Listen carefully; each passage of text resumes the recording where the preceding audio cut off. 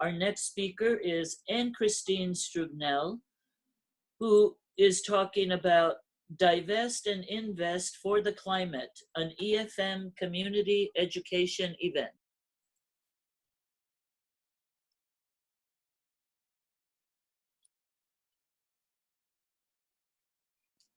Hello. Doug, okay, now we have Christine. All right. Hi, everyone. This is Christine Strugnell. For my EFM project, I'll be creating and helping to run 2 EFM community education events that are separate, but linked by the theme of making our money talk, or how we as individuals can use our financial resources and decisions to support efforts to address the climate crisis. So Tamala, if you could just advance the slides every 30 seconds, it'll help keep me honest. Okay. Okay. So the fact is we all have some economic power so next slide, please. No matter where we fall in the economic spectrum, we all have some degree of economic influence as consumers, investors, or stakeholders in a variety of institutions. But what most of us lack is the understanding of how we can use that influence to protect the climate.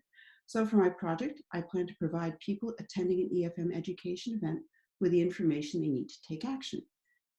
Okay, so many of you have already been to an EFM education event. Typically, it's about 200 people gathered together in a venue in Marin, and we have about 2.5 hours of content, including presentations from 3 different experts, and a moderated panel Q&A, and of course, social time with others and with tabling partners. So in the fall of 2020, I hope to put on one on investment and divestment, which will talk about how divestment has worked or not historically, the financial and moral case, and how stakeholders can constructively advocate for it, but also how individuals can channel their investments to promote a healthier climate. Then in spring, I plan to move on to consumption, because consumption is very rarely measured correctly in Marin's overall climate profile, but we are all consumers. We can all make a difference here.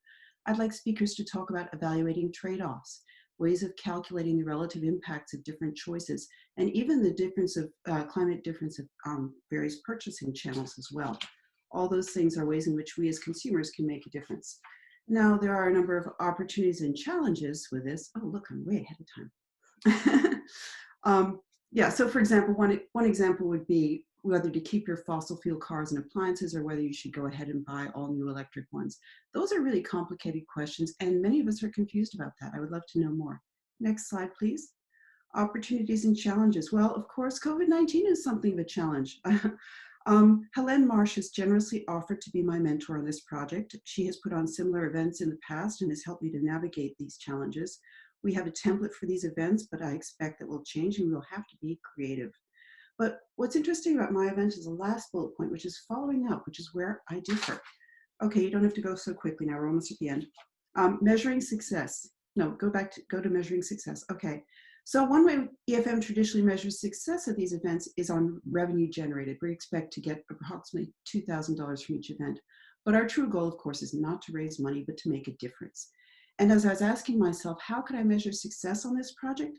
I realized that since these events have clear actions people can take, we can encourage those actions and then measure actions taken after the event. So, next slide, please. Let's try this. How can we motivate people to take action and how can we measure our success? Well, for the first 2 events, we'll print out a card that'll be on people's seats. This example would be for the first event, which is on investment and divestment. The MC would explain the card in the introduction and again at the end. I don't know if you can read it, but basically it asks people to make commitments within a certain time frame. And this aligns with the latest research on community-based social marketing, which shows that you'll get more people taking action if you ask them whether and how they'll take that action. And if you ask them to make a commitment, you give them a time frame. And then people are far more likely to take that action, again, if their commitment is public, which is the last item there, which is please drop the card in the box at the door, or better yet, pin it to the bulletin board to show your commitment and inspire others. So last slide. Then I plan to follow up on all those cards we've received to remind people about their pledges at about the 3-week point, and then follow up again at about the 4-week point to ask them whether they've taken the actions that they pledged. I'll gather the data and report back to EFM on my findings.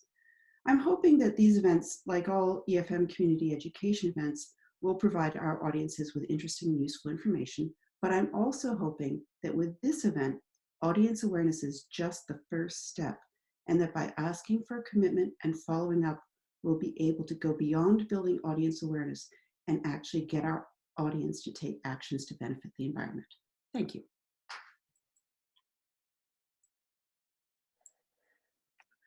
Thank you, Christine.